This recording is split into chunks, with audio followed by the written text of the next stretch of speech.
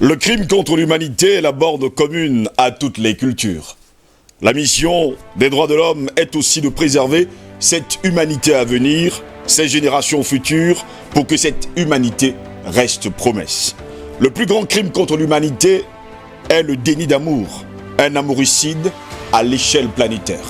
Mesdames, Messieurs, bonjour, très heureux de vous retrouver ce mercredi 3 mars de l'an de grâce 2021 pour une nouvelle édition de DBS Matin. Au cours de cette autre édition, nous allons continuer à analyser et surtout à décrypter l'actualité telle que vue justement de par le monde. Et d'ailleurs, le sujet qui va nous intéresser lors du débat, crime Afrique, crime de la France sur le continent, quelle est l'échelle des responsabilités? Afrique, crime de la France sur le continent, quelle est l'échelle des responsabilités? Bon réveil à toutes et à tous, Hotep à l'Afrique, Hotep au monde et bienvenue à cette troisième édition du genre de DBS Matin de la semaine. Messieurs, le sujet qui nous intéresse ce matin, Afrique, crime de la France sur le continent, quelle est l'échelle des responsabilités? C'est notre grande interrogation ce matin. À ma droite, Eric Pépin-Bikaï, bonjour, bienvenue à vous. Bonjour Steve, bonjour à nos milliers de téléspectateurs, bonjour à l'ensemble des techniciens de la maison DBS, surtout bonjour au directeur général Makaousso qui ne se sent pas bien ces jours-ci. Nous souhaitons un prompt rétablissement. Surtout bonjour à l'ensemble de nos populations qui sont en région et également à ceux-là qui ont de la peine à avoir le signal de DBS dans leur foyer. Ça commence à être insistant. Moi, j'ai tendance à être interpellé dans la rue. Moi, je suis que consultant à DBS. On me demande pourquoi. Justement, j'ai eu ce problème hier, mais bon, je pense que ça commence à revenir petit à petit. Donc, l'ensemble des opérateurs, des câbles opérateurs essayent un peu de résorber ce problème parce que la chaîne est très écoutée au sein de nombreux foyers camerounais. Nombreux foyers camerounais, on espère justement que les câbles opérateurs nous écoutent ce matin. Remettez justement DBS à la place où elle doit être. Zobelba, docteur Zobelba, bonjour, bienvenue à vous. Ah oui, bonjour Steve et bonjour à tout le monde. Je pourrais simplement dire bonjour. Bonjour, très heureux de vous avoir. C'est votre baptême de feu pour la première de DBS Matin. Je rappelle que vous êtes sociologue. Ah oui, justement. Vous êtes sociologue et vous êtes là ce matin. En tout cas, bienvenue dans la grande famille DBS Matin. Et nous aurons, les téléspectateurs pourront découvrir qui je suis petit à petit. Et ma pierre à l'édifice pour la destruction de ceux qui veulent construire sur nos têtes au fait. Merci beaucoup d'être là ce matin. Merci. Albert Natola ici, bonjour, bienvenue à vous. Bonjour Steve Joslongo, je salue mes co-panélistes, je salue celui que vous allez présenter tout à l'heure. Je salue, n'est-ce pas, toute la chaîne de production de la matinale DBS. Je salue le Cameroun, je salue l'Afrique, je salue le monde, je salue justement tout cela. Un salut particulier, n'est-ce pas, aux câbles opérateurs justement qui ont décidé, n'est-ce pas, de balancer et de basculer, n'est-ce pas, le signal justement de DBS. J'ai été interpellé également ces derniers jours. Je salue particulièrement l'une de ces victimes, c'était un Mirabeau, c'est sous le ciel de Numel, je crois qu'il va se reconnaître. Eh bien, mon coup de gueule de ce matin, eh bien, Steve Zelongos, qui est habilité à fermer un établissement scolaire? La question mérite d'être posée parce que ces derniers jours, nous avons assisté à une sorte de guerre de communiqué. Vous avez d'un côté le communiqué, n'est-ce pas, du maire, j'allais dire, un arrêté municipal du maire de l'arrondissement de la Première, oui. 24 heures plus tard, vous avez un arrêté du préfet du département de Vori qui rapporte cet arrêté municipal-là, qui consacrait la fermeture des établissements maternels communaux de l'arrondissement de la Première au motif qu'il y a des campagnes de désinfection qui vont être opérées dans les salles de classe. Ça peut se comprendre, mais sauf qu'il y a un problème de compétence. Parce que là, ça pose un problème, parce que ça peut paraître anodin, ça pose un problème au niveau du respect des compétences. Parce que si les mairies, dans le cadre des transferts de compétences, peuvent construire une salle de classe et laisser le ministère de tutelle, justement, la gestion gérer cette salle de classe, cet établissement-là, et ça fait, il faut quand même que tout le monde se comprenne, il faut justement que tout le monde soit formé parce que ça pose de manière fondamentale la formation des acteurs politiques, des acteurs sociaux. Et il faut justement que ces différents acteurs qui ont la responsabilité d'implémenter la décentralisation lisent très bien, correctement, n'est-ce pas, la loi portant code général sur les collectivités territoriales décentralisées. Parce que sinon, si ça commence comme ça a commencé, là, ça va aller vraiment en plus. Merci beaucoup pour votre coup de gueule également ce matin. J'espère seulement qu'ils vous ont suivi. Paul est là, bonjour, bienvenue à vous. Bonjour Steve, bonjour à tous ceux qui nous regardent, bonjour à tous ceux qui sont sur ce plateau, bonjour à tous les techniciens. Ce ne sera pas un coup de gueule, mais plus une observation en disant que tous ceux qui nous soutiennent, qui nous envoient des messages, qui nous disent que ce qu'on fait est louable, nous les remercions et ça nous encourage.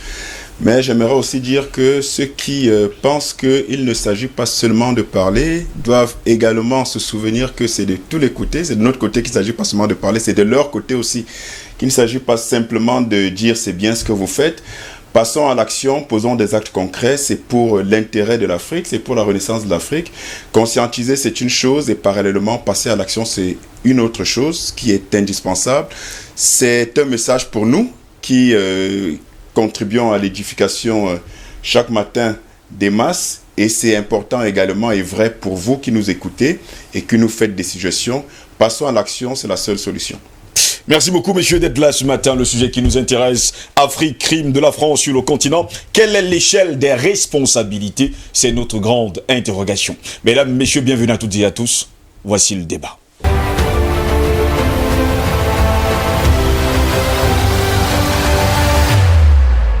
Afrique, crime de la France sur le continent, quelle est l'échelle des responsabilités? C'est notre grande interrogation. Messieurs, les secrets ressortent des placards et surtout des cartons secrets des archives. Ni le temps, ni même le secret qui les entoure depuis des décennies n'ont effacé la mémoire collective, l'encre séchée sur ces pages jaunies et sombres de l'histoire entre la France et certaines de ses anciennes colonies.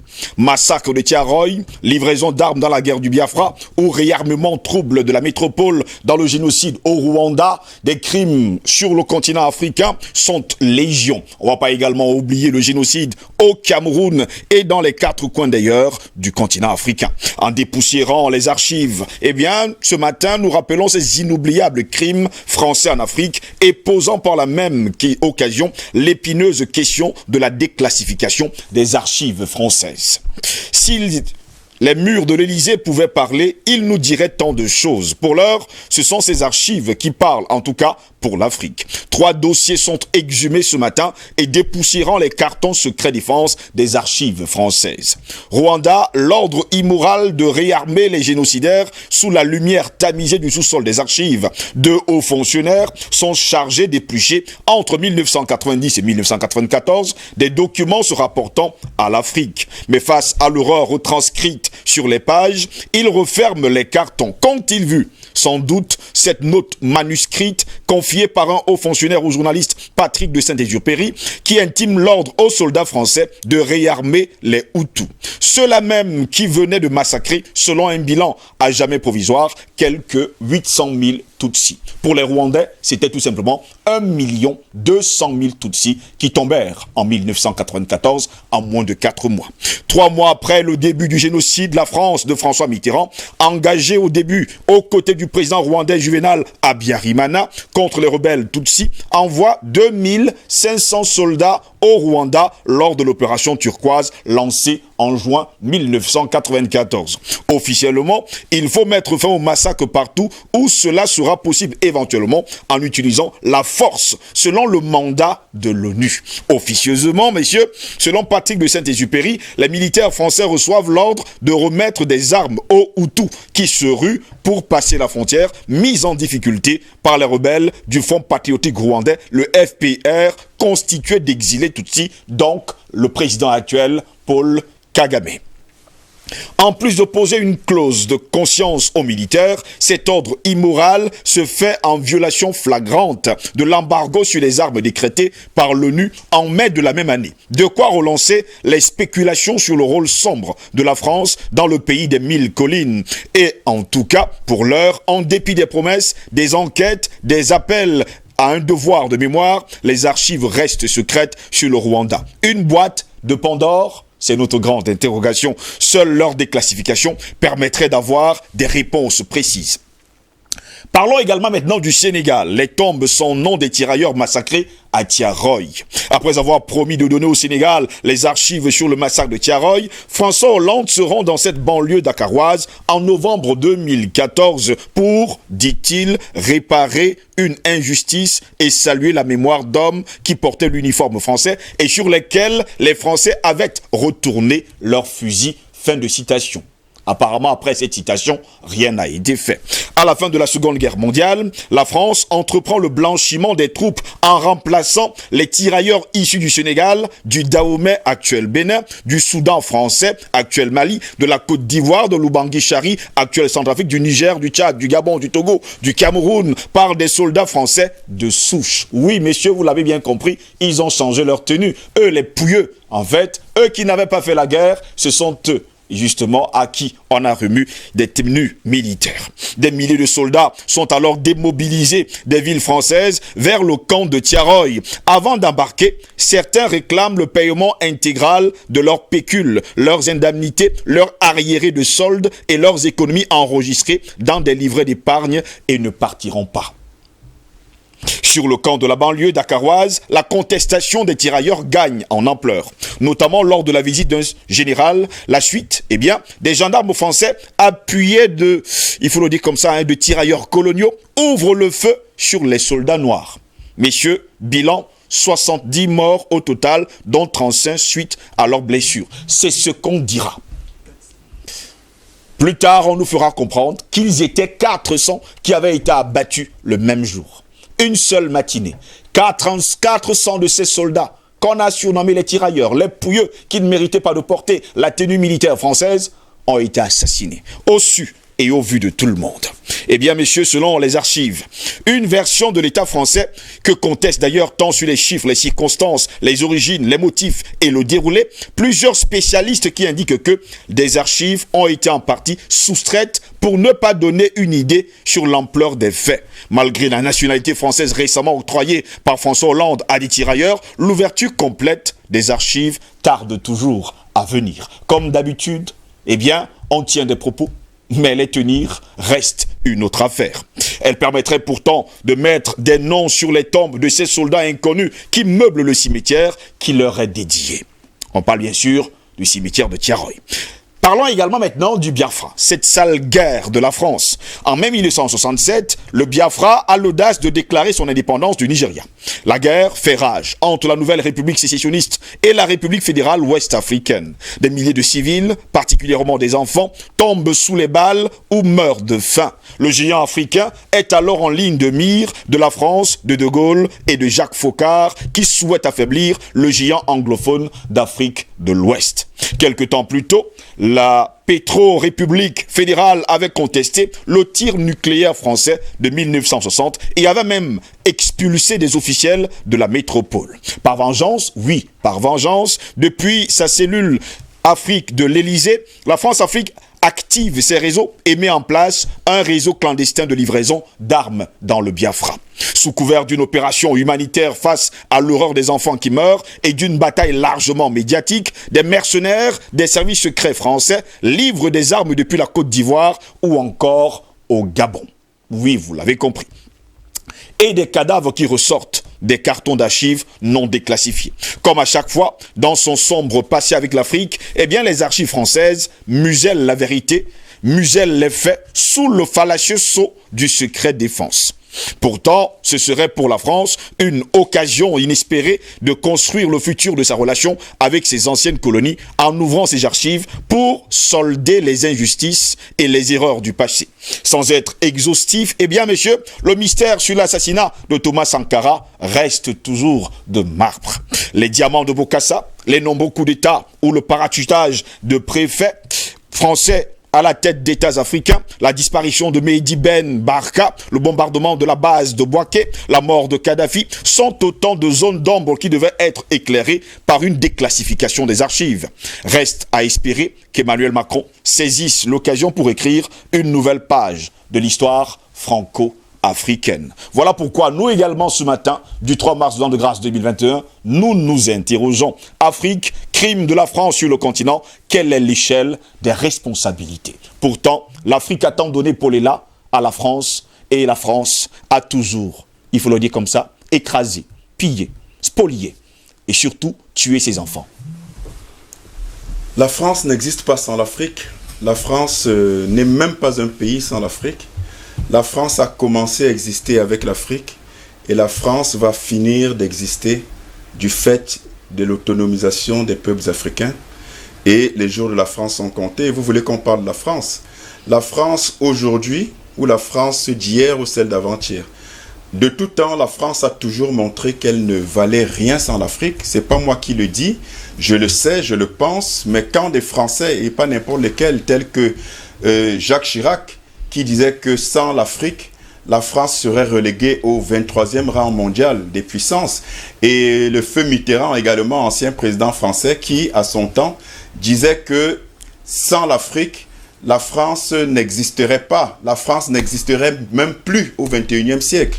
Donc, c'est dire, quand vous prenez la France d'aujourd'hui, qui est une France malade, qui est une France surendettée, qui est une France qui n'existe et ne survit que du fait du pillage, de la spoliation et des massacres permanents perpétrés en Afrique depuis toujours.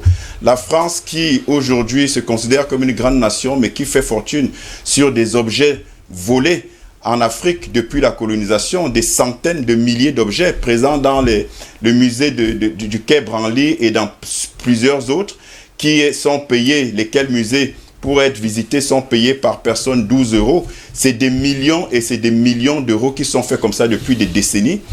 Cette même France qui a fait payer des soi-disant dettes coloniales à l'Afrique, qui a appauvri les pays, qui a appauvri l'Afrique. Quand on prend le cas de Haïti, c'est des dizaines de milliards d'euros qui ont été payés en guise de dette coloniale, laquelle dette coloniale n'a pas de raison d'être, puisque quand on dit que la France a octroyer des prétendus privilèges infrastructurels à l'Afrique parce que du temps de la colonisation, mais ça me fait doucement rire, c'est insulter les intelligences des Africains, puisqu'on sait très bien que pour que la colonisation se réalise, la prétendue mission civilisatrice, l'objectif justement c'était de piller l'Afrique, et pour piller l'Afrique il faut construire des chemins de fer, pour piller l'Afrique il faut construire des infrastructures, des bâtiments administratifs qui vont permettre justement de gérer le fruit des œuvres macabres du pillage.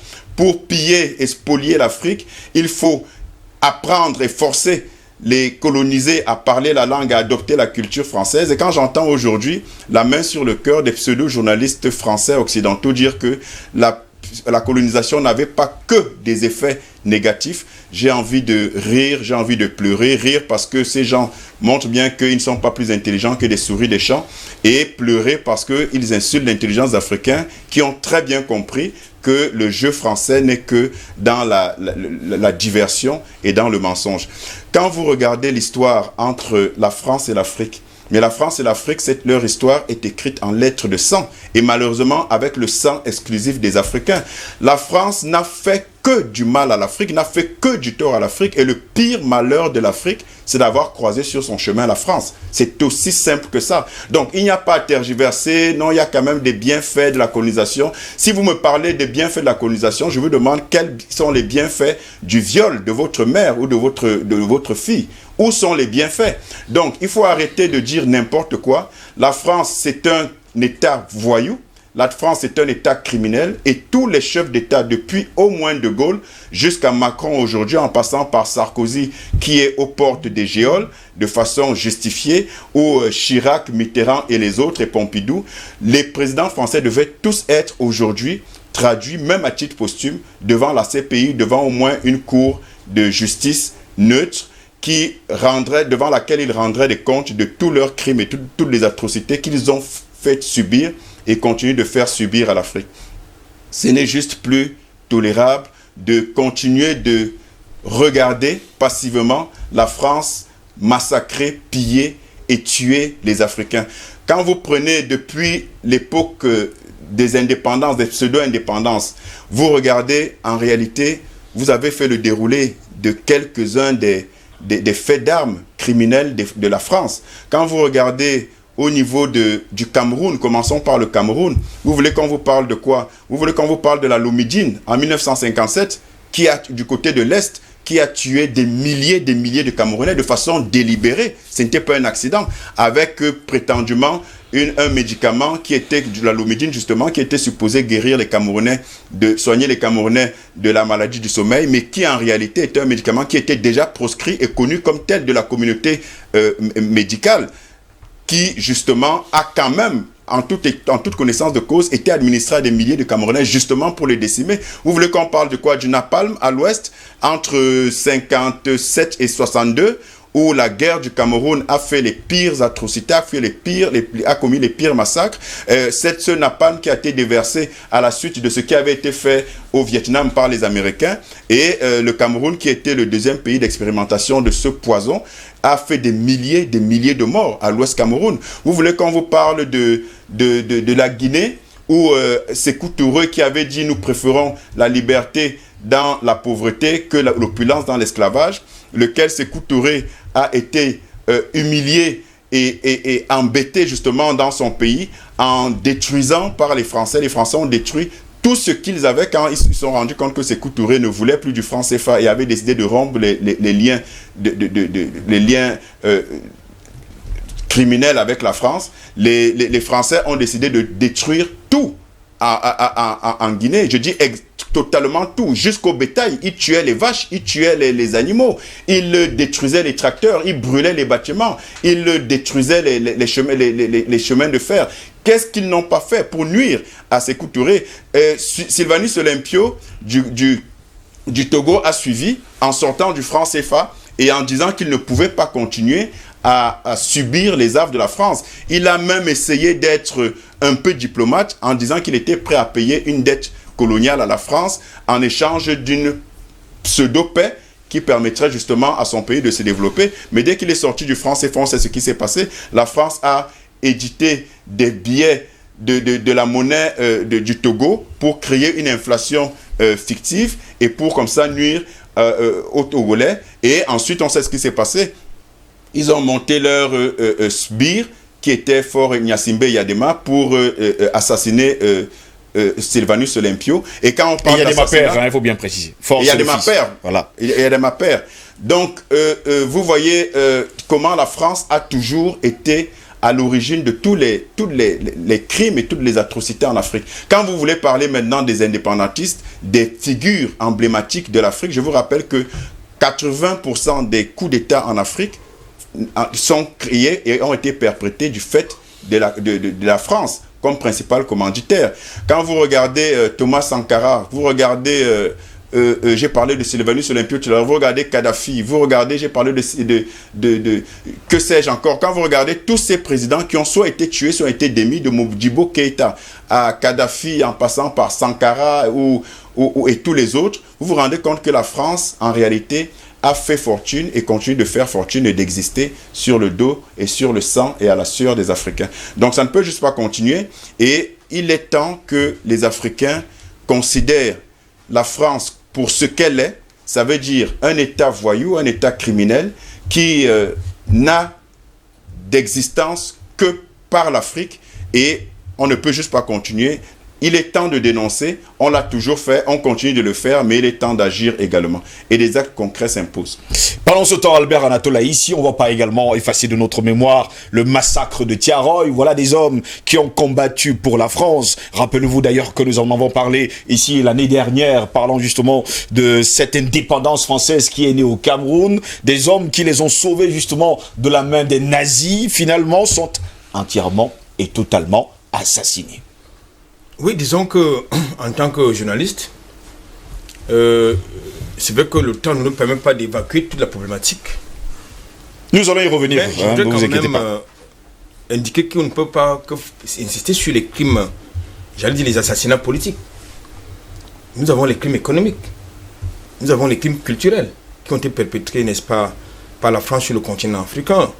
Tout à l'heure, Paul a essayé de dérouler, prendre quelques aspects, oui. Somme, n'est-ce pas, de ces assassinats politiques.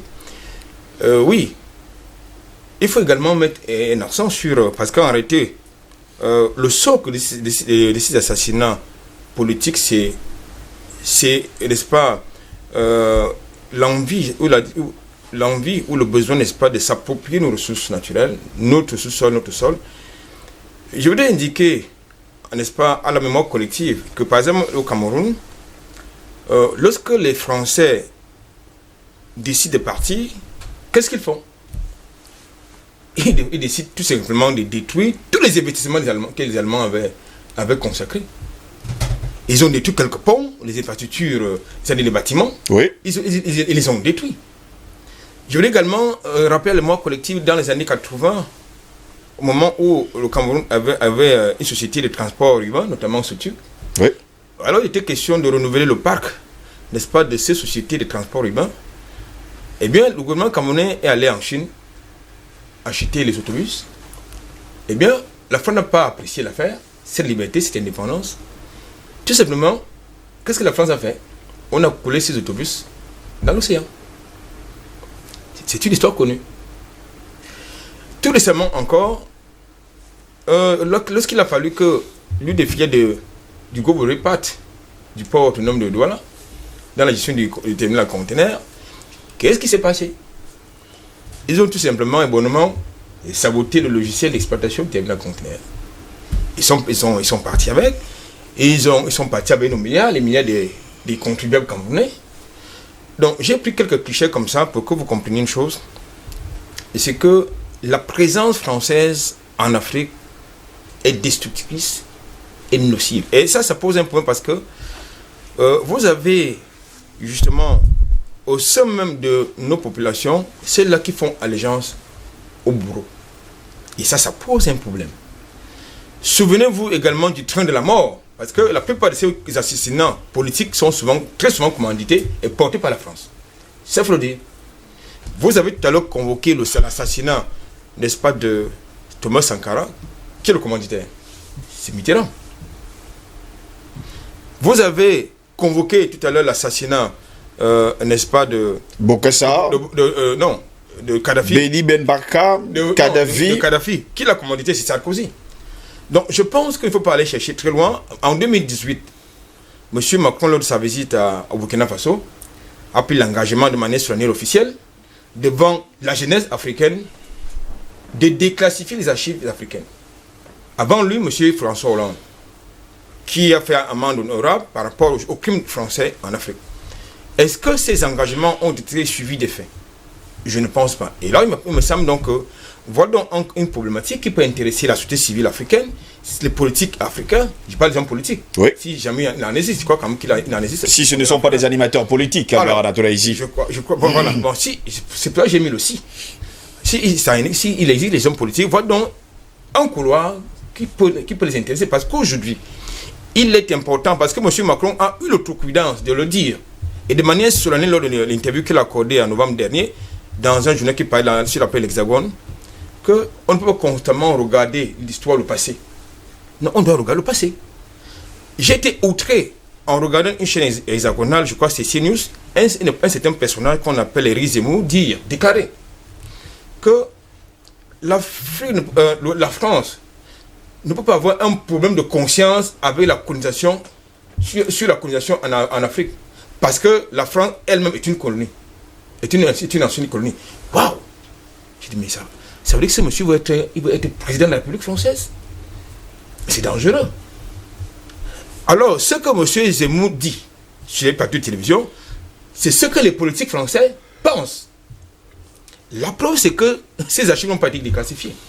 Et ce n'est pas aux dirigeants français, de par leur simple volonté, leur unique volonté de décider de les déclassifier. Que font les historiens africains? Que fait la société civile africaine? Que font les politiciens africains? Que font les chercheurs africains? Je pense que il s'agit d'une problématique qui...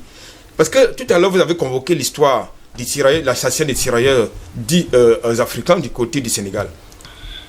On ne peut pas s'appuyer sur les éléments de l'histoire qui ont été écrits par les autres. Nous devons se réapproprier notre histoire, parce que la plupart du temps, cette histoire est falsifiée, elle est corrompue. La preuve, c'est qu'on vous dit que c'était 70 tirailleurs. 70 tirailleurs. C'est ce qu'il déclare d'ailleurs. Vous pouvez croire que c'est 70 tirailleurs qui sont allés libérer la France? Non, il faut qu'on soit sérieux. Leur crime, c'est d'avoir revendiqué ce qui leur revenait de droit. C'est de ça qu'il s'agit. C'est-à-dire, leur crime, c'est d'avoir revendiqué ce qui leur revenait de droit. Leur solde et d'être et tout ce qui traités va au avec. même niveau, d'égal à égal. C'est le temps qu'ils ont été en première ligne, n'est-ce pas, de la libération, de la guerre de libération de la France. Je voulais quand même convoquer notre fait historique. Lors de lutte d'indépendance, nos patriotes nationalistes ont été qualifiés de quoi? De maquisards, n'est-ce pas? Alors, comment peut-on qualifier justement les nationalistes français? panafricanisme. Moi, ça me pose un problème. C'est-à-dire dans la recherche de l'autonomie africaine, nos patriotes nationalistes qui combattaient pour l'émancipation, pour la liberté, l'indépendance de l'Afrique, qui parlent de la dépendance politique, la dépendance et la liberté économique, ont été qualifiés de quoi? De maquisards. Avec la complicité des endocolons, de nos compatriotes. Ça pose un problème sérieux. Donc je crois qu'aujourd'hui, la thématique qui est mise sur la table, et elle est vaste cette thématique, parce qu'aujourd'hui, on ne peut pas se contenter qu'on nous fasse des déclarations officielles du genre comme si on voulait nous dire ce qu'on va entendre. Non, il ne s'agit pas de ça.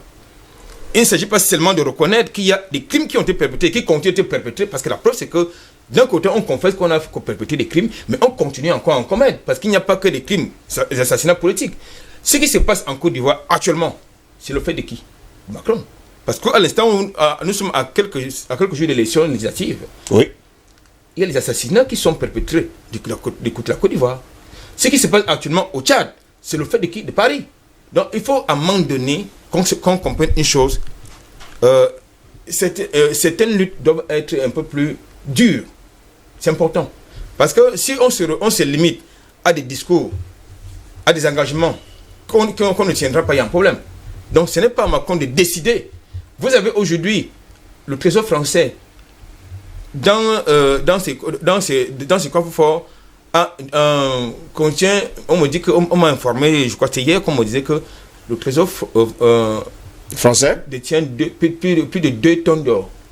Mais vous connaissez un département français où on extrait de l'or? Vous avez des œuvres d'art africains qui sont trafiquées et de manière officielle avec la complicité des douanes françaises. Vous avez plus de 300 000 œuvres d'art qui sont du côté de l'Hexagone. Comment c'est passé? Je parle de 300 000. Je ne pas de 300. C'est 300 000. 300 000 œuvres d'art. C'est énorme. Et plus même d'ailleurs, Albert Anatole. Non, je dis, moi je sais de la source, je suis de la source qui m'a donné, parce que les statistiques qu'une source m'a donné hier, et qui est dans l'Hexagone, et qui fait danser, qui justement est dans ce domaine-là. Sans oublier également que des œuvres d'art continuent toujours de sortir du continent africain tous les jours, avec la complicité des endocolons. Donc moi je pense que de ce point de vue, la lutte va être longue, mais on doit pouvoir la gagner.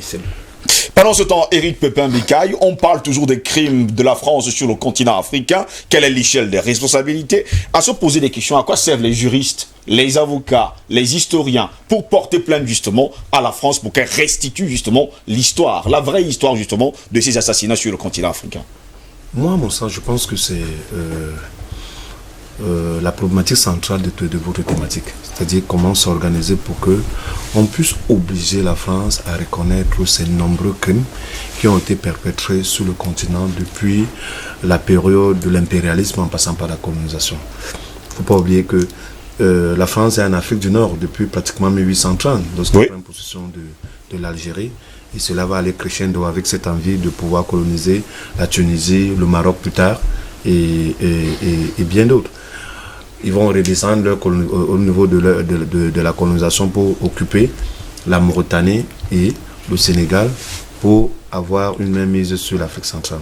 Donc, c'est une dynamique qui a commencé pratiquement depuis les années 1830 et qui s'est achevée de manière hasardeuse, du moins comme on connaît, en 1960 avec les indépendances accordées à l'ensemble des pays de leur empire. Bon, maintenant, tout à l'heure vous avez interrogé un peu les corps des métiers de réflexion, c'est-à-dire les juristes, les historiens, les sociologues, il y en a un sur le plateau. Que font-ils? En réalité, le risque de la plupart de ces corps de métier dans la construction scientifique, c'est d'être piégé par des thématiques cosmétiques du genre déclassifier les archives. Les archives, c'est comme une caisse à la maison où on décide de mettre 100 francs. Quand on y met une pièce de monnaie, on sait exactement la pièce de monnaie qu'on a mis et le numéro de la pièce de monnaie. Donc on sait ce qu'on a mis à l'intérieur de cette caisse-là. C'est ça les archives. Donc il ne faut pas que les Africains pensent qu'en allant fouiller dans les archives français, je pense que c'est logé à l'université dans la ville de Marseille, si je ne me trompe pas, on va forcément trouver quelque chose qui serait de nature à incriminer la France dans sa politique de colonisation. C'est faux. Il faut qu'on dise cela aux Africains, c'est faux. il n'y a rien qu'on va trouver dans ces archives-là.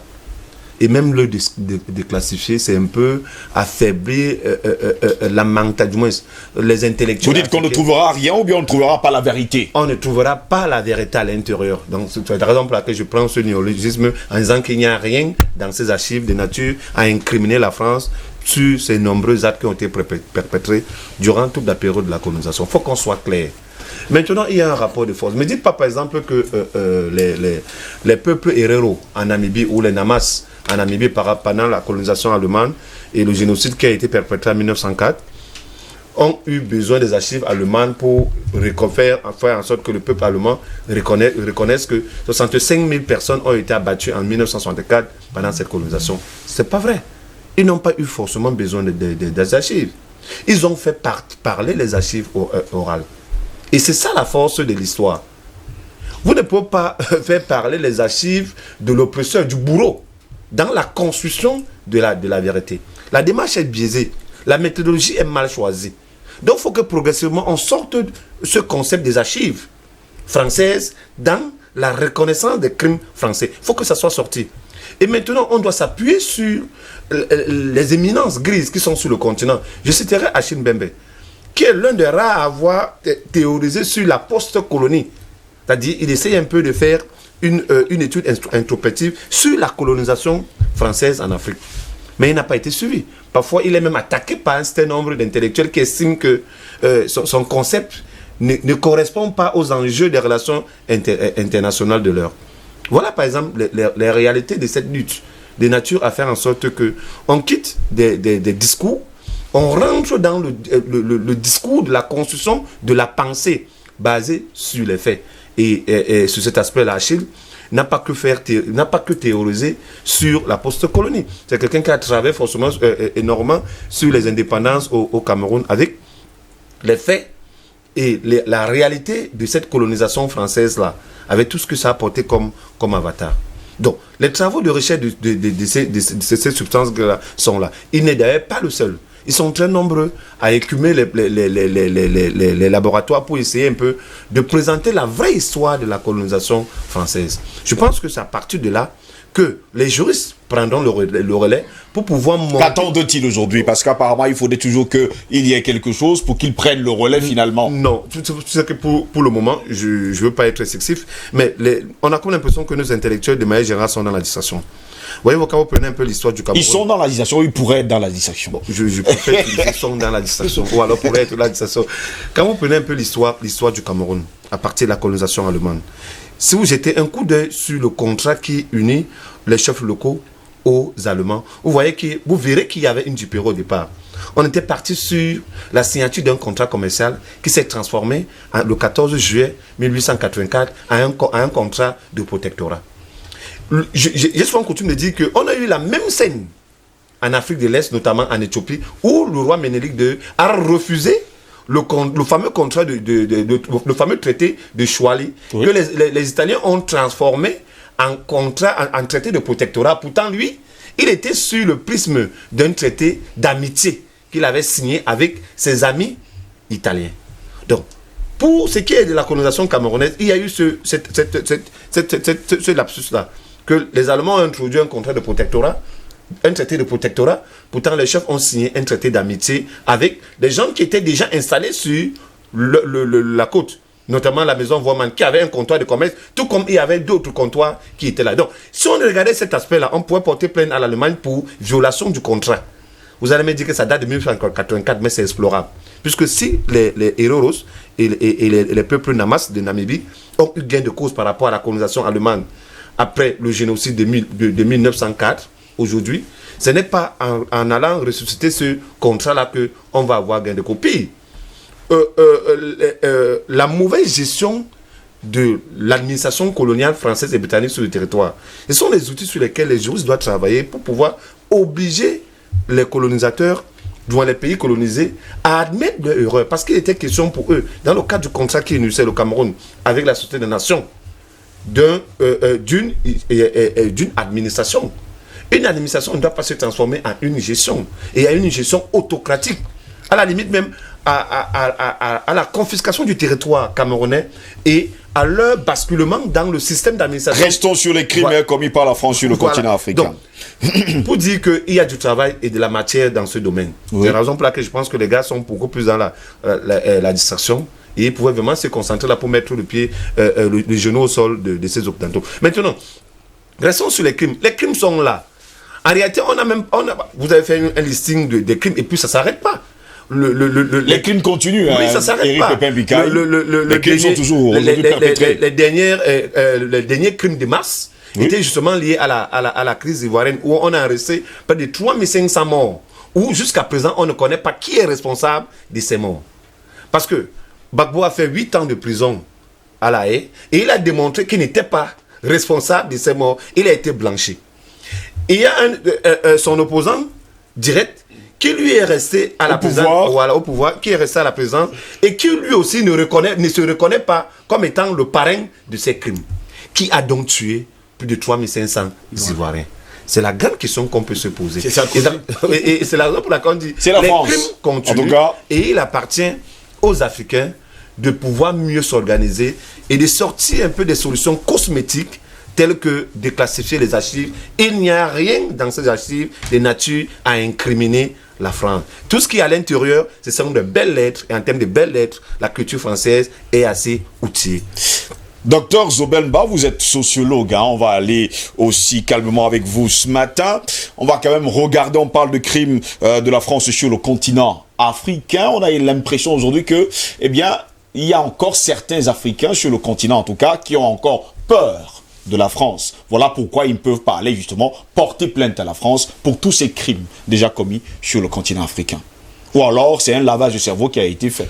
Naturellement, je dirais que mes copanélistes, ils ont dit beaucoup de choses.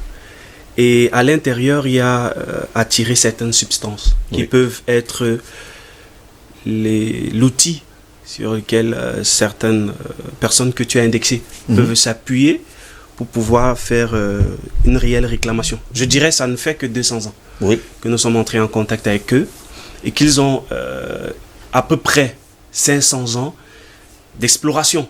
Parce qu'ils vont sur l'échelle mondiale et ils disent à qui veut entendre qu'ils sont les pionniers de l'exploration, les pionniers de la découverte. Je vais partir avec cette anecdote.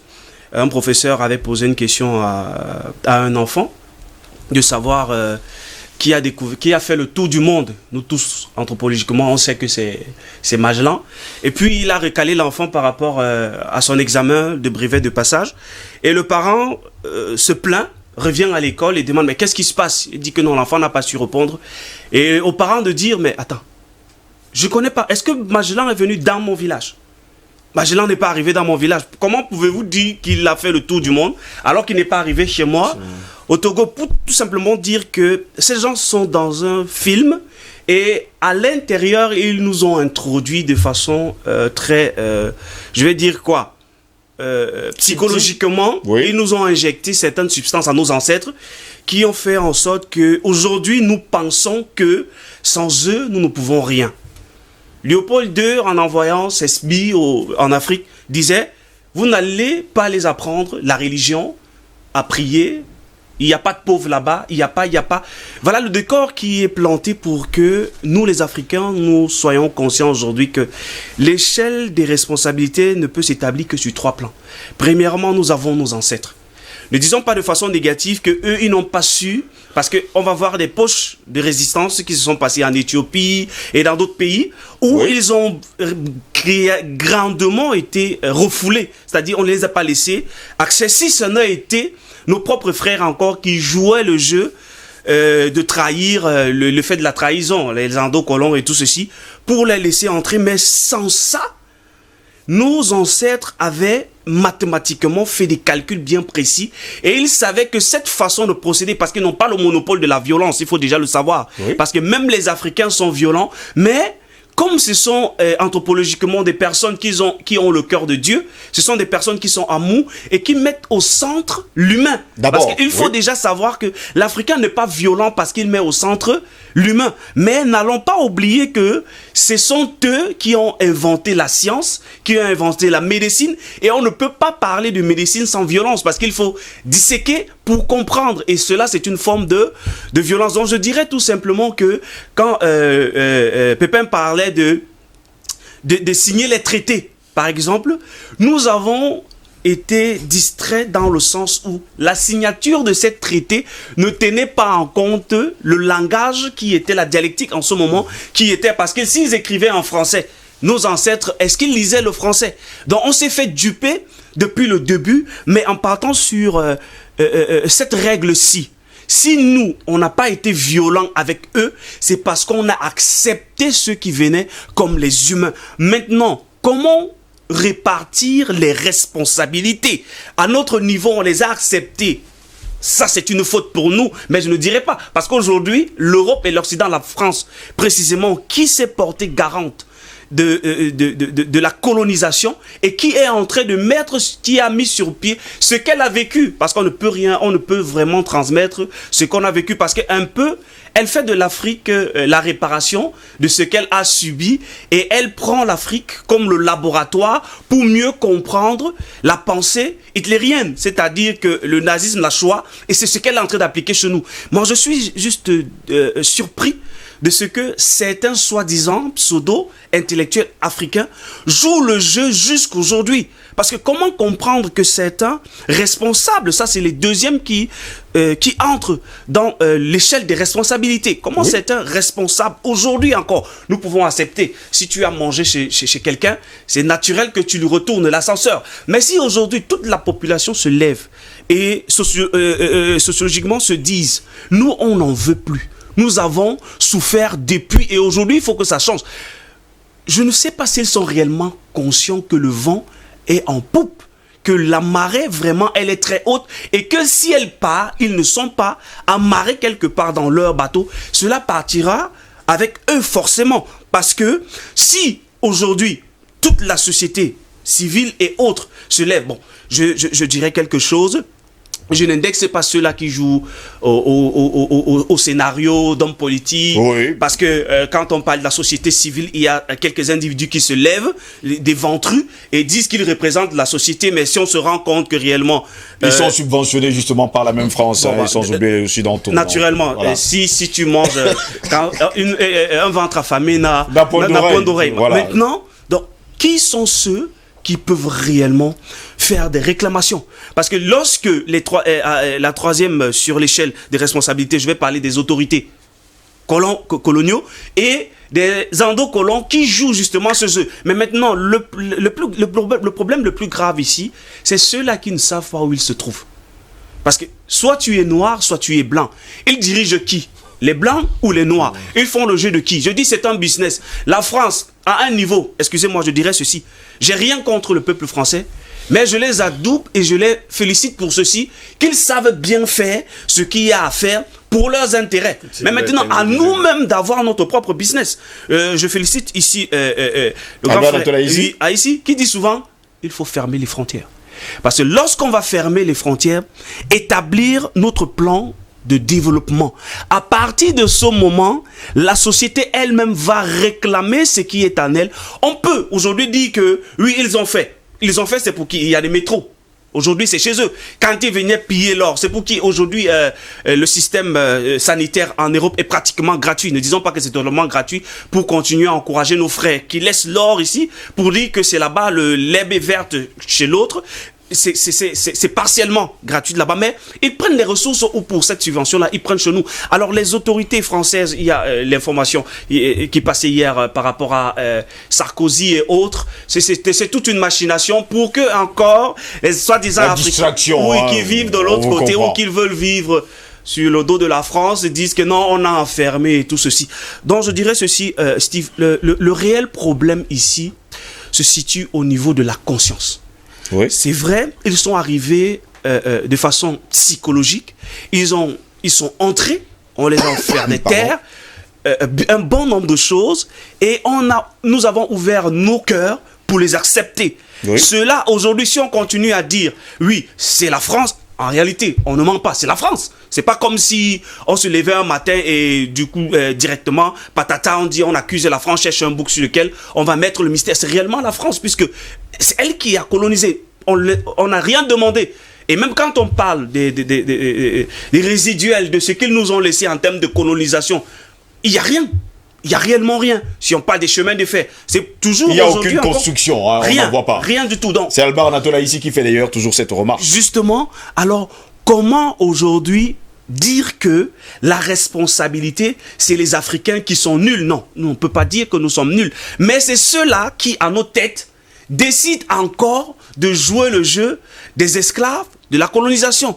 Tout simplement parce que on continue à miroiter le fait que c'est à l'extérieur, c'est la peau blanche qui domine réellement les choses. Donc si on part sur cette base-là, le jeu, les dés sont jetés et on peut réellement inverser la donne si et seulement si on se dit oui, nous avons une autre part de responsabilité dans ce qui s'est passé, mais maintenant, qu'est-ce qu'il faut faire pour que les choses reviennent et soient remis à l'ordre? Il faut justement... Il faut justement commencer à y penser très rapidement. Merci beaucoup, Dr Zobel Mba. Je rappelle que vous êtes sociologue, c'est votre première sur DBS Matin. Ouais, ça commence à venir, ne vous inquiétez surtout pas.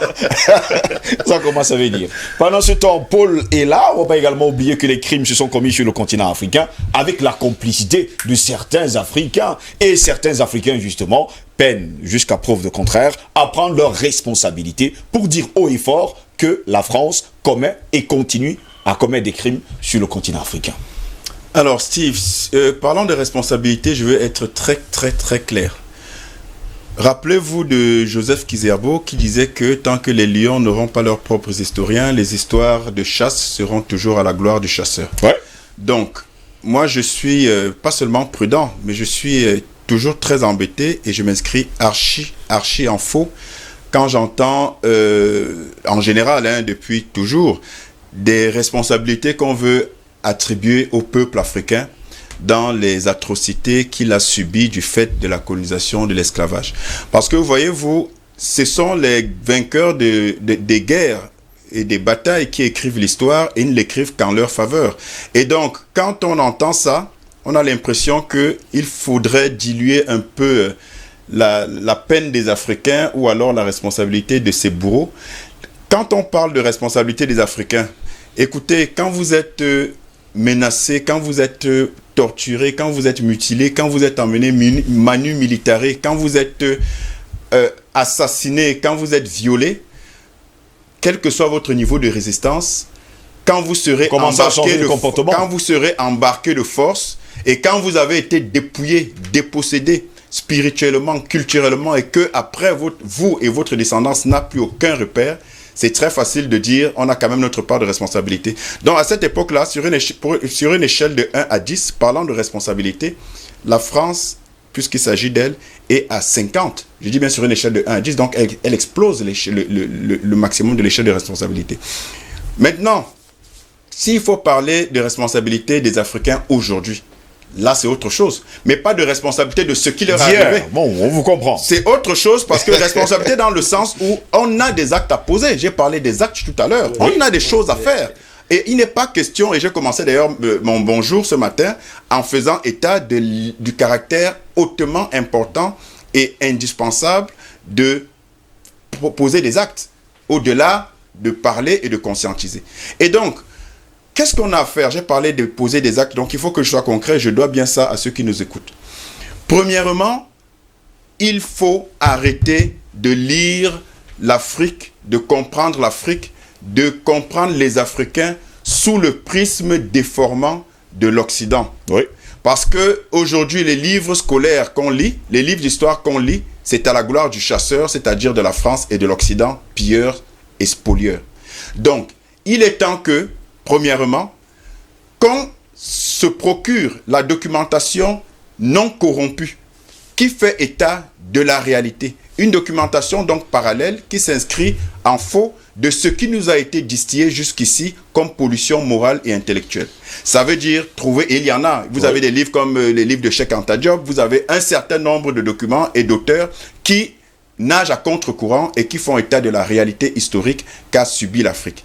Maintenant, au-delà de chercher des livres qui existent, parce qu'ils ne sont pas très nombreux, et c'est pour le déplorer que je le signale, il faut que nos historiens, où sont-ils, que nos historiens écrivent, et là je rejoins ceux qui l'ont dit sur ce plateau, que nos historiens ne se contentent pas d'être des caisses de résonance, des relais serviles de l'histoire écrite par les Occidentaux, qu'on répète bêtement comme ça à nos enfants. Il est temps que nos historiens décident, s'engagent à écrire la vraie histoire de l'Afrique. Et ensuite, la responsabilité individuelle, c'est à notre niveau, à nous tous. Qu'est-ce qu'on enseigne à nos enfants?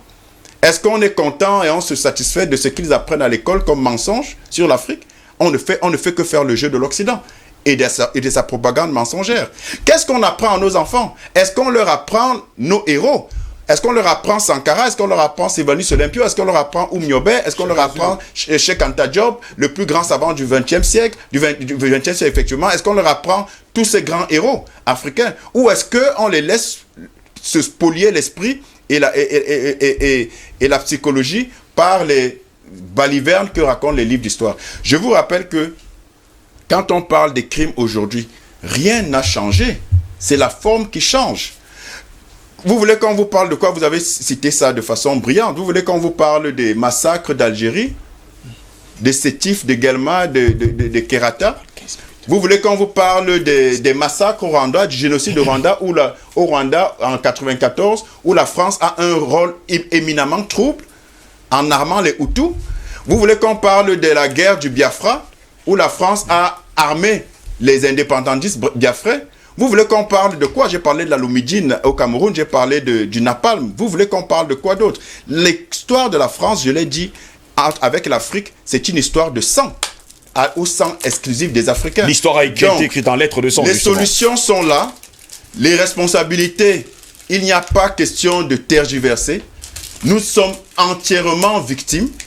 Nous sommes victimes et, je l'ai dit, les responsables doivent payer, y compris à titre posthume. Et la position des Africains doit être celle de poser des actes. Chercher la vérité historique, écrire des livres d'histoire qui relatent la vérité historique de l'Afrique, enseigner la vérité historique à nos enfants, et enfin, et ce n'est pas gagné, nos hommes politiques doivent non seulement dénoncer, mais porter plainte à ces criminels de la France. Pendant ce temps, Albert Anatola ici, il a justement chuté sur les hommes politiques qui vont souvent faire allégeance à la France. Bien, comme j'ai l'habitude de le dire... Est-ce qu'on peut compter sur ce genre de personnes, Albert Anatola ici? Déjà, il faut savoir si nous avons les hommes politiques. Parce que c'est toute la question. Est-ce que nous avons des hommes politiques? Si c'est le cas... je voudrais vous répondre que ce que vous appelez homme politique sur le continent africain, chacun a un parent du côté de l'Hexagone. C'est-à-dire chaque homme politique sur le continent, sur l'espace francophone, africain, n'est-ce pas, a un parent du côté de la France. Alors vous voulez donc que ces hommes politiques puissent travailler pour l'intérêt de l'Afrique? Je ne pense pas du tout. Lorsque vous avez quelqu'un qui est candidat à une élection présidentielle, qui fait d'abord le tour de l'Occident, commençant par la France, les États-Unis et consorts. On a vu Mohamed Bazoum être adoubé par la France, Albert Anatola ici. Écoutez, quand nous sommes sur ce plateau, nous parlons des choses sérieuses. Oui. Donc, je crois que nous parlons vraiment des choses sérieuses. Nous ne parlons pas du théâtre. Nous ne sommes pas là pour faire de la comédie, nous sommes là pour parler des choses très sérieuses. Puisqu'on parle de l'histoire, nous parlons du crime, des crimes n'est-ce pas, de sang, des assassinats politiques, je voudrais quand même vous rappeler que la France, du temps des luttes d'indépendance, a bouclé tout un quartier dans la ville de Douala. Eh bien, avec des gens, où il y avait des femmes et des enfants. Oui. Eh bien, dans un quartier, au quartier Congo, ça existe. C'est ici à Douala, précisément. C'est-à-dire les militaires ont bouclé le quartier et on a mis le napalm. Et ça, c'est une histoire qui doit être racontée et écrite, enseignée à nos enfants. En Pays-Bas, pas très loin à Idéa, vous avez des charniers qui sont le fait. À Équité, en Gambert, il ne faut pas également oublier. C'est important. Vous avez, on ne peut pas non plus oublier la pendaison de Douala Mangabel par les Allemands. C'est une histoire qui doit être enseignée. Leur crime, c'était quoi? Demander à l'oppresseur de partir. On ne peut pas occulter, vous l'avez heureusement évoqué dans votre introduction, le bombardement de Bouaké par Mitterrand. Justement. On ne peut pas oublier ça, parce que lorsqu'on parle des assassinats des assassinats, n'est-ce pas, de la France en Afrique, on doit prendre en compte cet aspect-là. Parce que lorsqu'on doit pouvoir parler des archives, mais ce n'est pas à eux d'ouvrir leurs archives. Et rien de bon n'y sortira. Rien de bon. Je pense que nous avons des gens qu'on peut appeler les historiens, les anthropologues, les sociologues. Il y en a sur le plateau qui doivent faire le travail. Nous avons, les journalistes doivent faire le travail également. Des chercheurs doivent faire le travail.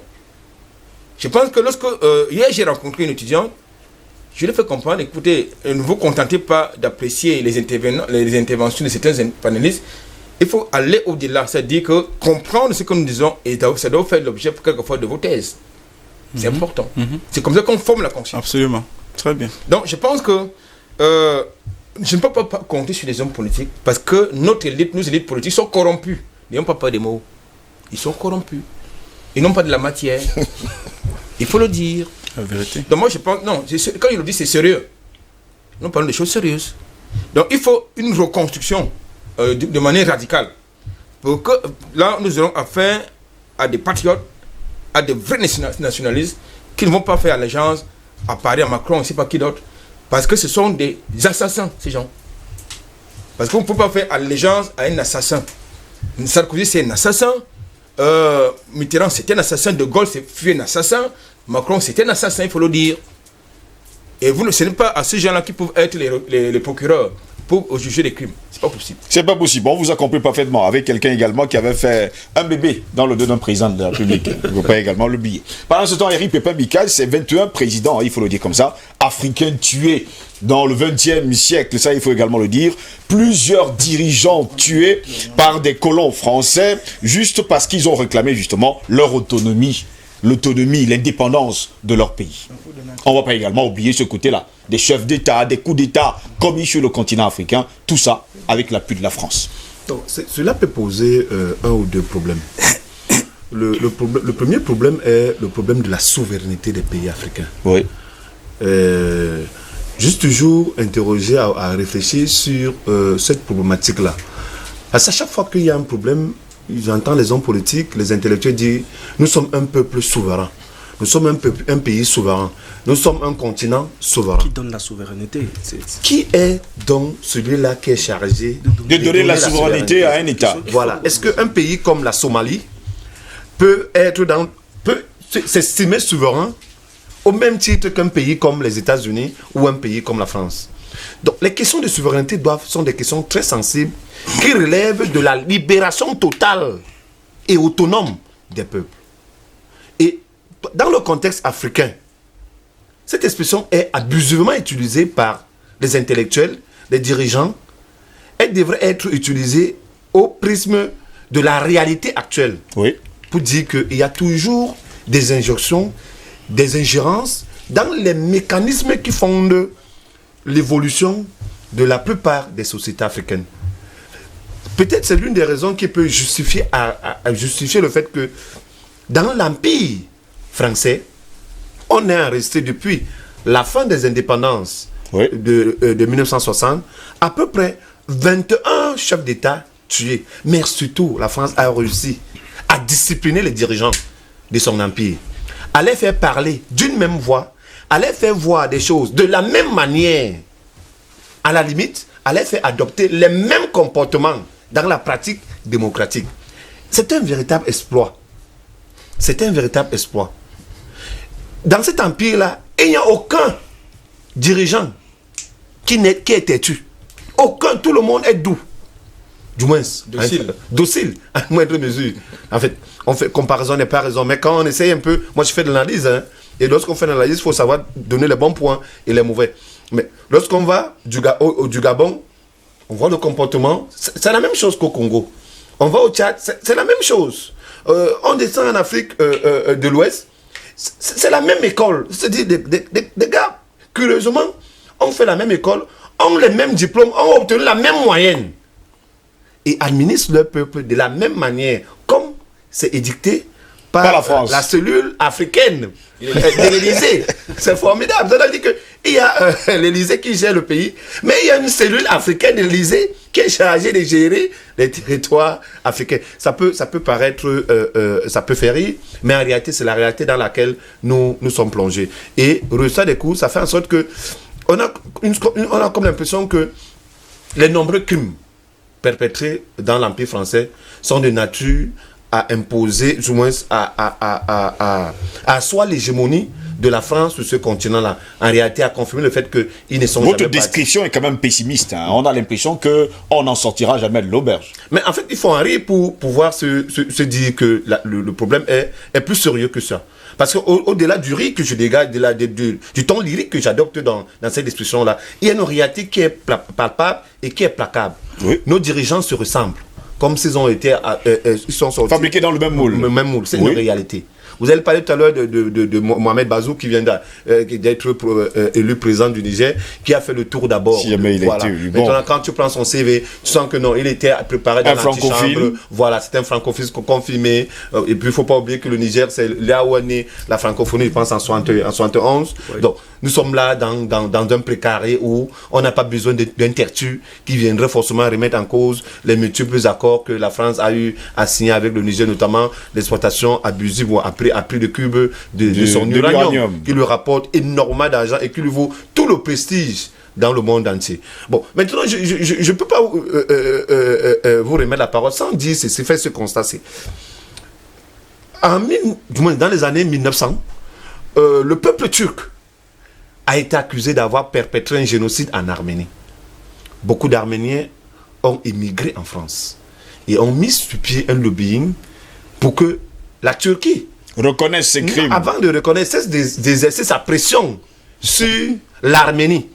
Vous avez vu le conflit sur le Haut-Karabakh de l'année dernière où l'Azerbaïdjan a littéralement laminé l'Arménie parce qu'en réalité, géographiquement, l'Arménie ne pouvait pas gagner une guerre à l'intérieur du territoire azerbaïdjanais. Ça relevait un peu de l'utopie de faire croire à son peuple qu'on peut gagner une guerre sur un territoire que nos populations occupent. Mais pas sur notre territoire, même pas à la frontière. Parce que le Haut-Karabakh, c'est à l'intérieur de l'Azerbaïdjan. Ce n'est même pas à la frontière avec l'Arménie. Bon, pour que la Turquie cesse d'exercer sa pression culturelle et autre sur l'Arménie. Mais pire, pour que la Turquie reconnaisse le génocide arménien. Mais entre-temps, le génocide français au Cameroun, puisque on appelle génocide un crime qui a été à l'origine au moins à 500 000 morts. Dans le cadre de la colonisation camerounaise, nous sommes minimalement à près de 950 000 morts. Maintenant, il y a des morts psychologiques qui sont arrivées après. Vous avez parlé tout à l'heure du train de la mort de 1962. Vous avez parlé, par exemple, de l'encerclement du quartier Congo. Du quartier Congo. Vous avez parlé. Bref, il y a des morts psychologiques qui viennent surplomber les morts physiques perpétrées par la colonisation française à partir des années 1950. Donc, voilà la relation où nous sommes. Un peuple puissance occidentale oblige un autre peuple à reconnaître ses actes pendant sa colonisation sur un autre territoire. Mais parallèlement, on ne peut pas être capable de regarder son derrière pour reconnaître ce qu'il a perpétré. Et là, je parle que du Cameroun. On n'évoque pas Madagascar. On n'évoque pas l'Algérie. Vous allez me dire que l'Algérie a son autonomie par sa capacité à faire de la guerre. Mais entre 1830 et 1956, où l'Algérie prend effectivement des armes, qu'est-ce que la France a fait dans ce territoire-là? Que des morts. Je suis d'accord avec ce que Paul l'a dit. C'est-à-dire la France a construit son hégémonie sur le sang des Africains. Et je suis également de ceux qui pensent que son hégémonie doit également être perdue par le fait que les Africains acceptent de laver leur sang. Et la meilleure manière de laver leur sang, c'est de dire à la France, reconnais, indemnise les torts et puis pas. Parce qu'en réalité, les crimes de guerre payés par l'Allemagne à la première et à la deuxième guerre mondiale ont forcément permis à ce que la France ait la bombe atomique. Faut pas l'éluder. Donc, s'ils payent également nos crimes, ça va nous permettre également de pouvoir avoir notre bombe atomique. Payeront-ils alors, finalement? La première, c'est notre autosuffisance alimentaire. On n'a pas besoin d'armes parce que nous sommes humains. Merci beaucoup, Eric Pépin-Bicaille. Pour sortir, Dr Zobel Mba, vous êtes sociologue. Qu'est-ce qu'on fait maintenant quand on sait tout ça? On sait pertinemment que les archives ne seront jamais dépoussiérées. Et même s'ils sont dépoussiérés, ce qu'il y a à l'intérieur, ce n'est pas la vérité. Pour bon nombre de nos téléspectateurs qui nous écrivent, il est l'heure de fermer entièrement et totalement les frontières pour que la France n'entre plus sur le continent africain. À quoi sert un testament s'il n'y a pas de biens légués? Donc, cela ne nous servira à rien Oui. qu'on dépoussière et qu'on se casse la tête là-dessus. Le combat est ailleurs. J'aimerais revenir un peu avant de répondre à la question sur ce que il a dit tout à l'heure. La responsabilité de l'Afrique ou des Africains, je tiens anthropologiquement à appuyer sur ce sujet. Oui. Parce que si ceux qui ont été des pionniers en acceptant, ou actuellement qui acceptent encore, puisque qui allons-nous accuser actuellement sur nos dirigeants qui continuent à accepter les commandements de l'Occident? On va accuser l'Occident parce que non. Comment est-ce que nos héros ont donc fait pour être adoubés à l'échelle de héros? Parce qu'ils ont dit certainement non. Alors encore aujourd'hui, il y a des Africains qui sont responsables de ce que nous vivons. Je ne dis pas que nous allons aller en guerre contre eux, parce qu'ils nous sont... Non, nous sommes en guerre. Oui. Non, je ne parle pas de la France. Je parle de... Même ceux d'ici. Non, ceux d'ici, ce sera un mauvais combat. Nous devons trouver les moyens pour les mettre dans notre panier. Faire comprendre à ces gens qu'ils peuvent Est-ce qu'ils jouer pourront leur... comprendre? Parce qu'ils sont très nombreux à penser que la France c'est le paradis et que c'est là-bas leur pays. Ils sont très nombreux au Cameroun, sur tout le Partout. continent africain. Oui, justement. Ils pensent que la France c'est leur paradis, c'est leur pays. Il y a des gens qui seront en dos collant jusqu'à Jusqu'à la fin de la vie, jusqu'à la mort. Leurs enfants seront toujours les enfants de ces endocollants jusqu'à la fin des temps. Ils ne vont jamais changer. C'est une réalité. Oui. Avant qu'ils arrivent en Afrique, les Africains vivaient libres. Et ils sont entrés. L'Afrique peut décider encore de devenir libre. Avec nous, par exemple, sur ce plateau, oui. À nos enfants, nous allons léguer cet héritage de la liberté. Parce que nous avons goûté à cela mentalement. Même si physiquement et sociologiquement, on ne vit pas cela. Alors je dis tout simplement que si la masse critique prend la voix et dit, plus au niveau de on souffre, mais nous voulons prendre nos choses en main, ils vont nous suivre automatiquement. Parce que si on joue, par exemple, le Nord-Ouest, les guerres qu'il y a partout en Afrique, en Côte d'Ivoire, qui meurt? C'est nos propres frères qui sont en train de mourir.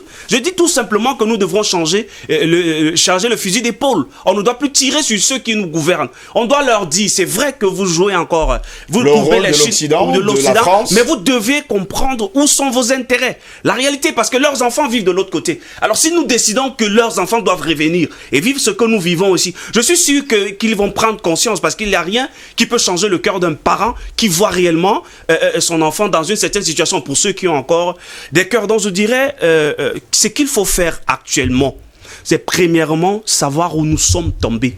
Quelles sont les erreurs qui ont été commises à cette période-là.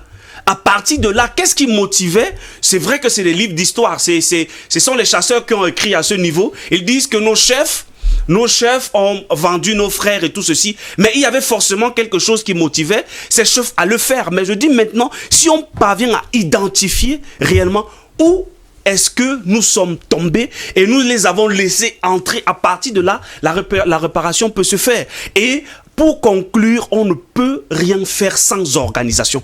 Parce que peu importe ce qu'on dit, si vous allez attaquer l'extérieur, eux tous, ils se rassemblent pour vous détruire, vous.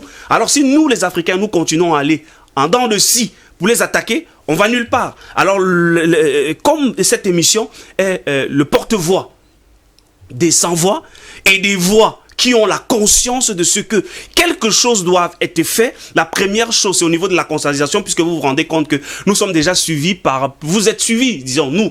Par plus d'1 million de personnes, et de cela partout dans le monde. Si Haïti, qui se disait blanc, la Guadeloupe rentre déjà dans le combat. Que tout ça rentre dans le combat. Je pense que quelque chose est déjà en train d'être fait. Il y a une conscience qui est prise. Maintenant, c'est à cette tête que nous sommes qui doivent prendre le bâton de commandement, et que ceux qui veulent réellement participer pour la destruction de cette mentalité-là, d'organiser les choses afin que toute personne participe à sa façon à ce que les choses reviennent dans l'ordre et qu'on évolue. Il y a des projets qui sont mis sur pied. Je ne vais pas le dire tous les jours ici. Et il y a des intellectuels, je vais dire réellement, parce que pour moi j'appelle intelligence africaine, toute personne qui prend conscience de sa liberté d'abord et qui veut faire goûter cette liberté aux autres, alors c'est lui qui peut avoir la vision réelle, parce que les autres ne sont pas dans la vision, ils sont juste des suiveurs. Alors pour tous ceux qui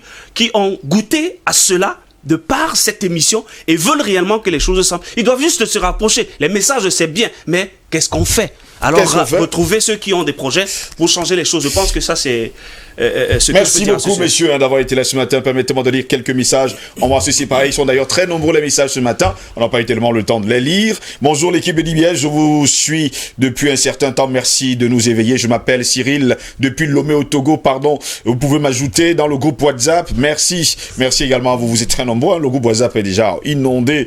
Bonjour, Steve, et à toute la grande famille de DBS matinale. C'est Thomson et Rand depuis Bédi. À Douala, enfin, la chaîne panafricaine est revenue ici chez nous. Quelle fierté pour moi, pour la thématique de ce matin. Pour ma part, je pense que tous les crimes que les Français ont commis dans nos différents pays doivent être jugés en Afrique, dans ces pays respectifs, et doivent être sévèrement punis selon nos lois et notre code pénal et non selon les lois françaises. Je vais prendre l'exemple de Sarkozy qui a tué notre guide africain, qui a tué plus de 30 000 Ivoiriens. Il est à l'origine des guerres pour la déstabilisation de nos États. Ici en Afrique, qui a été condamné 1 an d'emprisonnement ferme, où il a même fait appel. Pour ma part, c'est la moquerie, c'est de la moquerie et une insulte pour la mémoire de tous nos défunts. Soyez bénis au plateau et que Dieu continue de bénir l'Afrique. Thomson et Rand depuis Bédi, à Douala, si bien sûr DBS est revenu là-bas, eh bien c'est une très bonne chose également.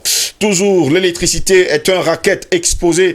Oui, on vous comprend Valérie, on en parlera justement. Merci pour le sujet.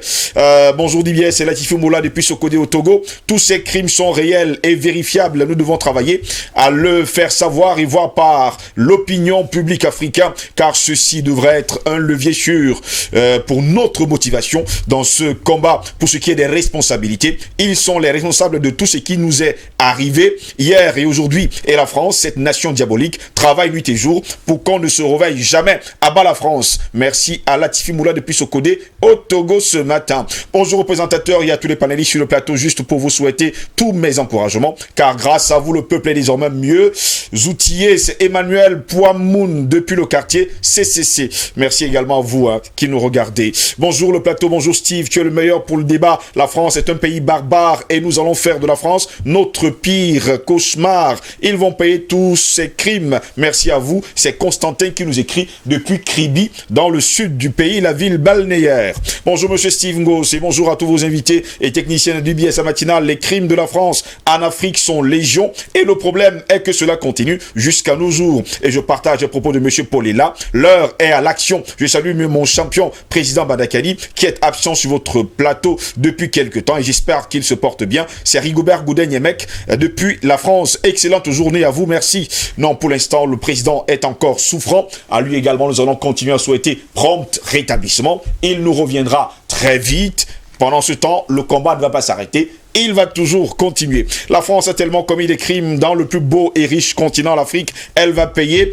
Elle paye déjà de ces atrocités, vu que nous le devons depuis plus de 10 ans et dénonçons leurs bavures, leurs crimes. Et comme elle, la France, ne veut pas accepter la bêtise et se repentir, nous, Africains purs, panafricains, nous sommes prêts à verser notre sang, même de laisser notre vie pour libérer notre peuple de cette porcherie de domination honteuse française. C'est Mahmoud Hamzine qui nous écrit depuis Bonamoussa dit ce matin.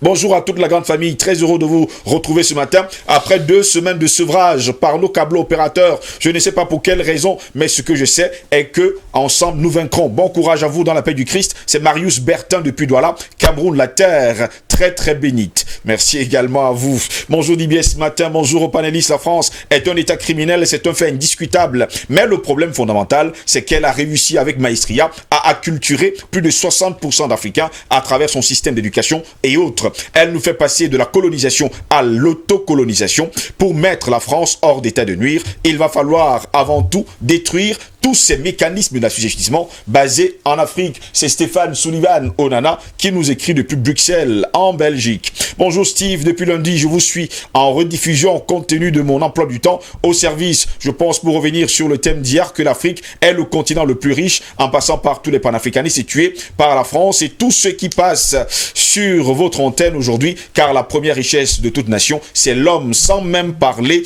des ressources minières. Pour le thème d'aujourd'hui, la France est la première responsable des les crimes en Afrique, sans oublier les traîtres de maison. Pour moi, aujourd'hui, nous devons faire de sorte que la France et ses complices répondent de leurs actes. Ceci par le concours de tout.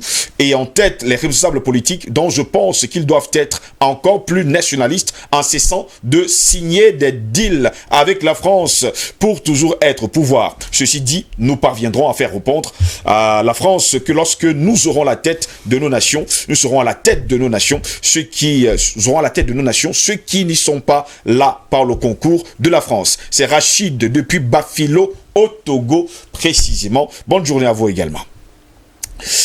Bonjour, bien le bonjour à vous sur le plateau. Les crimes sur le continent causés par la France depuis des années et surtout des siècles, la colonisation à nos jours, en passant par des coups d'État savamment orchestrés, sont aujourd'hui inestimables. Et cette France qui a versé le sang de nos nationalistes, de nos panafricanistes, de nos peuples révoltés face à la barbarie inhumaine qu'elle a fait subir et continue de faire subir à nos populations sur tous ces plans, juste pour préserver leur intérêt dans ce qu'ils appellent leur précaré. Il est temps que les peuples africains, face à des crimes infâmes et de pillage exacerbés du continent, se lèvent comme un seul homme afin de se débarrasser de ce parasite qu'est la France, qui suce, lui, le sang comme une sangsue.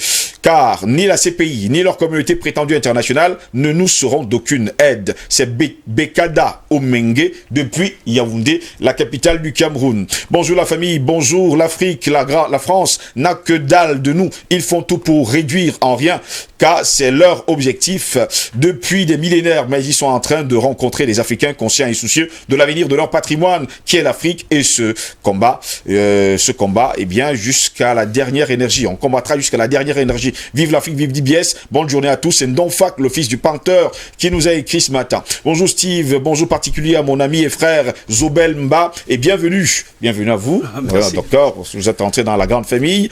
Bonjour à tous les autres panélistes. Merci pour le combat que vous menez pour le continent, juste pour vous annoncer que l'émission d'IBS Matin, c'est de la pertinence. Le malheur de l'Afrique, c'est d'avoir croisé cette fameuse France. Nul ne peut vivre en autarcie, certes, mais il y a beaucoup d'autres partenaires bien plus sérieux que ce pays de voyous qu'est la France. Alors, mon frère, mon cher Steve, si ta main t'empêche de vivre, il faut la couper. À bon entendeur, salut. On vous a compris parfaitement. Vous êtes très nombreux d'ailleurs à nous écrire ce matin, hein? Mais on ne pourra pas lire tous vos messages. Étienne Galleux, Jimmy, Stéphanie depuis PK16, Arnaud depuis Abidjan. Vous êtes nombreux qui nous écrivez depuis Togo. On a Kwame qui nous écrit depuis la Nouvelle-Calédonie, Monsieur Otou, Aïfoula, Yaoundé. Mais on ne pourra pas lire vos messages parce que c'est ici que va s'achever cette autre édition de l'IBS Matin. Docteur Zobelmba, merci d'avoir été là ce matin. Le plaisir est le mien de partager. J'espère que vous entrez justement dans la grande famille des panélistes. Hein? Le souhait. On vous a souhaité bienvenue avec les téléspectateurs. Ça signifie que vous avez été noté. Ouais. Eric Pepin Mikaï, merci d'avoir été là ce matin. Surtout qu'il est jeune, il a la verbe et puis il a la culture. Donc, voilà. Quel qu'en soit le cas, et il est la bienvenue dans cette grande famille. Il est justement la bienvenue. On vous accueille, j'espère. Oh, oui, bien sûr. J'ai été très bien accueilli. Avec Eric Pepin Mikaï. Oui, j'ai été très bien accueilli. Les mêmes têtes chaque jour qui disent les mêmes choses. Parfois, ça risque d'être ridicule. Qui est le plus jeune de vous? Il est plus jeune. Albert Anatoly ici, merci d'avoir été là ce matin. Ce fut un plaisir comme d'habitude. Hein. D'accord, à vous également hein, pour les là, merci d'avoir été là ce matin. C'était un plaisir Steve, je voudrais juste dire une chose, c'est que nous sommes très encouragés quand on reçoit vos messages, mais on n'aimerait pas que ça reste comme une distraction. On ne veut pas être des objets de foi où on regarde, c'est bien, ils ont bien parlé aujourd'hui, on est content, et après vous retournez dans votre vie quotidienne. En tout cas, ce qu'on veut, c'est que vous posiez des actes comme nous le souhaitons, et ça participe également des rencontres pour réfléchir ensemble et avancer ensemble. Et c'est pour ça que je réitère l'invitation de nos séries de conférences samedi prochain, le 6 donc, de 11h à 17h avec une pause, entrée libre. Le thème, c'est sur le franc CFA, l'éco et le développement de l'Afrique.